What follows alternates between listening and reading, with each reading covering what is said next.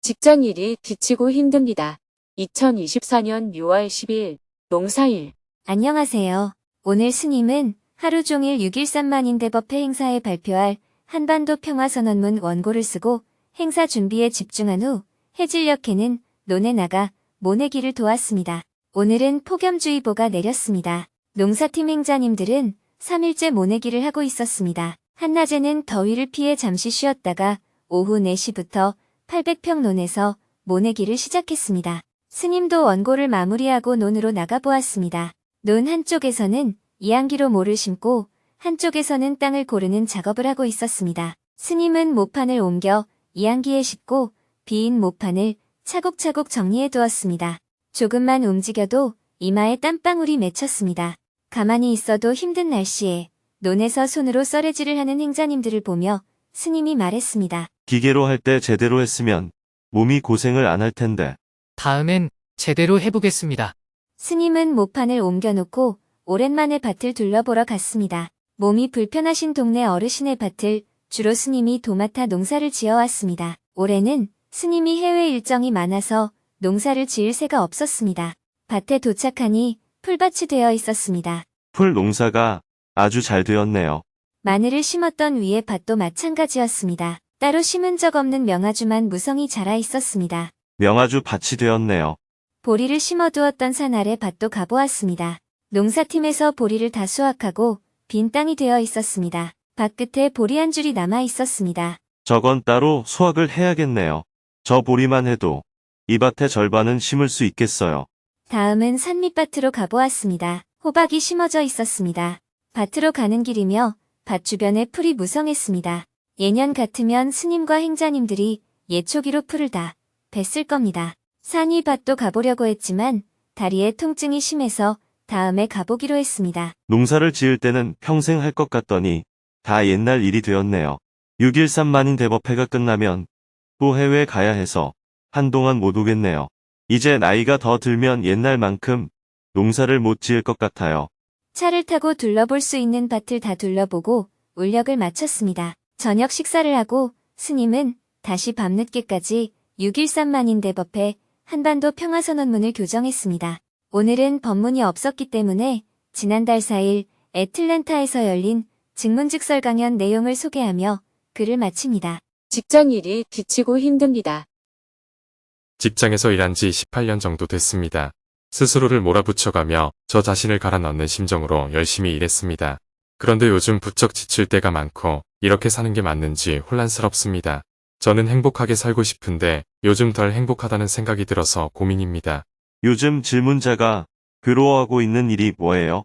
회사가 작년에 미국에 지사를 내면서 책임자로 오게 됐는데 처음이라 모든 게 힘든 상황입니다. 인사 관리부터 회사 매출까지 제가 일일이 다 신경 써야 합니다. 안 하던 걸 하다 보니 잘 안 되면 역량이 부족한 건 아닌지 자학하게 됩니다. 한국에서 태어나 쭉 살다가 미국으로 파견되면 좋은 일 아닌가요? 미국 구경도 해가면서 이 일 저 일 도전해 볼 수 있는 좋은 기회잖아요. 질문자의 역량은 회사가 평가할 일이지 스스로 부족한지는 생각하지 않아도 됩니다. 회사 측에서 질문자가 적임자로 평가되었기 때문에 파견이 되었을 것입니다. 저 스스로 자학하는 것도 있지만 사실 생각했던 것보다 일이 훨씬 더 힘들어서 괴롭습니다. 무슨 일이든 처음 하면 힘들 수가 있습니다. 그런데 질문자가 생각했던 것보다 더 힘들다면 욕심 때문인지 생각해 봐야 합니다. 계획이 지나치게 크거나 바라는 결과가 너무 큰 게 아닌지 생각해 보라는 겁니다. 질문자의 역량을 수치화했을 때 100이라고 한다면 200만큼 하겠다고 욕심을 내면 힘들 수 있습니다. 애초에 회사가 질문자의 역량을 평가해서 파견했고 질문자는 자신의 역량만큼 하면 됩니다. 그런데 회사의 기대치에 부족하다고 재평가되면 질문자를 다시 소환할 것입니다. 소환하면 한국으로 돌아가면 되는 일인데 그게 왜 괴로울 일인가요? 아마도 임기 내에 한국으로 돌아가기 싫은 마음인 것 같습니다. 가기 싫으면 회사가 소환할 때 사표 내고 여기서 살면 되잖아요. 아무 연고 없이 이민 오는 사람도 있는데 질문자는 공짜로 연습도 했으니까 정착하기에 오히려 유리합니다. 회사에서 돌아오라고 하면 돌아가면 되고, 돌아가기 싫으면 사표 내고 정착하면 되는 일인데, 그게 왜 괴로울 일인가요? 괴로울 일이 아닙니다. 네, 그러네요. 감사합니다. 질문자가 행복에 대해서 질문했는데, 괴로움에 대해서 말한 이유는 바로 괴로움이 없는 게 행복이기 때문입니다. 보통 사람들은 행복이라고 하면 즐거움을 행복으로 삼습니다. 그런데 즐거움을 행복으로 삼으면 필연적으로 괴로움이 뒤따릅니다. 그래서 즐거움과 괴로움이 끝없이 되풀이되는 거예요. 건강이라고 하면 어떤 상태를 말하는 것 같아요? 어린이, 청년, 노인, 장애인, 남자, 여자 할 것 없이 그 상태로 아프지 않은 것을 건강이라고 합니다. 행복도 마찬가지예요. 괴롭지 않은 상태가 바로 행복이에요. 행복을 추구하고자 즐거움을 쫓는다면 끝이 없습니다. 괴롭지 않은 것을 행복의 기준점으로 잡고 지금 괴로운지 살피고 왜 괴로운지 탐구해 봐야 합니다. 그래서 질문자에게 괴로운 일이 뭐예요? 하고 질문했던 것입니다. 일의 성과가 잘 안 나서 괴롭다면 무엇을 기준으로 성과를 판단했는지 생각해 봐야 합니다. 성과는 기준을 어디에 두느냐에 따라 판단이 달라지기 때문입니다. 성과를 수치화해서 100을 기준으로 하면 80의 성과를 냈을 때 불만족을 느끼게 되지만 50을 기준으로 하면 80의 성과에 만족을 느끼게 됩니다. 얼마나 성과를 냈느냐보다 기준을 어디에 두느냐가 중요합니다. 그런데 사람들은 보통 기준을 높게 잡는 경향이 있습니다. 기준을 높게 잡으니까 대부분이 성과에 대해서 늘 부족함을 느끼게 되는 겁니다. 학교에서 시험 볼 때 다들 한 번씩 경험했을 거예요.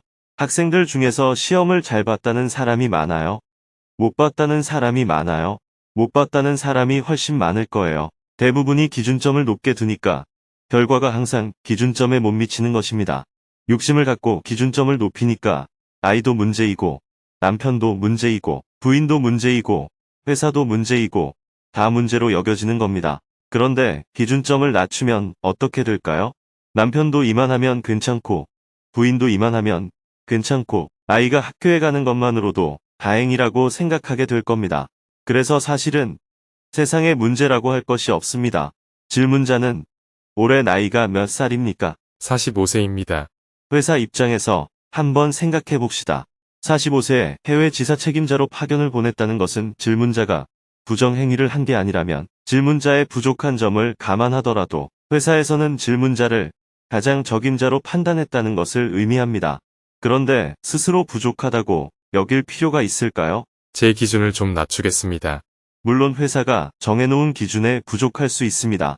하지만 전체 직원 중에서 적임자라고 판단해서 뽑힌 것이기 때문에 질문자 스스로 자기 역량을 판단할 필요가 없습니다. 회사의 기대가 높다면 저평가될 것이고 회사의 기대가 낮다면 높이 평가될 겁니다.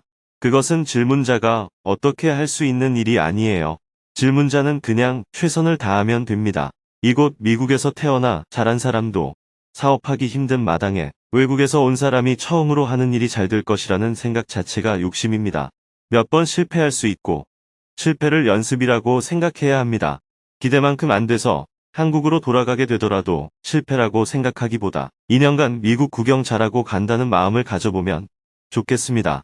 감사합니다. 내일은 하루 종일 6.13만 인대법회 행사 준비 상황을 점검하고 한반도 평화선언문 원고 작업을 할 예정입니다.